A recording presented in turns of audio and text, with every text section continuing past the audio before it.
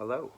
Today is the memorial of Saint Catherine of Siena, um, and uh, and she was a pretty interesting saint for today, an exceptional, um, an exceptional woman in some ways, just for being a woman who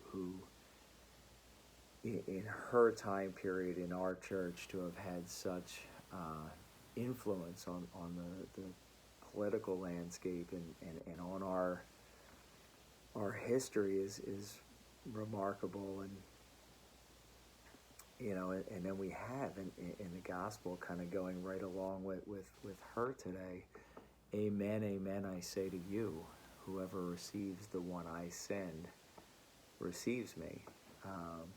We have Saint Catherine, someone who in many regards should never have been received. For the context that she was in at that time in our human history, to be that well received and respected and appreciated, um, begs the question for me personally. I think it's an invitation for us today to say, we have this remarkable example, and we're reminded in the gospel, you know, to receive God, in whatever form that may be, and we have the ones that God sends us, and not only was Saint Catherine not openly, rejected, but she wasn't even, unnoticed. She was received, and for me today, I got to ask myself, who are the people that perhaps I'm not openly, outrightly, there isn't an outright rejection of, but the people that I go unnoticed in my day. Um, and I am confident that there are people.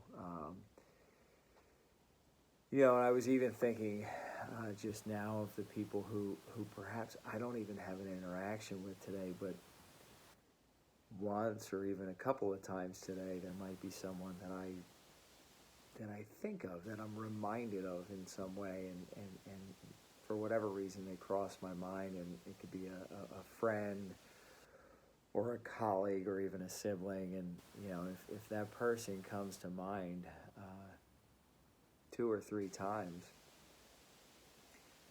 perhaps there's something there. Perhaps that is um, an opportunity to receive the one that God sends. Maybe that thought is there for a reason, and it's my job as a person of faith, as a person of our faith, to extend my hand. Because I think when we think of a prophet, or we think of someone who receives the one I send, we think of someone who is there to guide us, and we have that image at the beginning of the gospel, though, when Jesus was done washing their feet, that we're called to be a church of service, that we are the servant church, and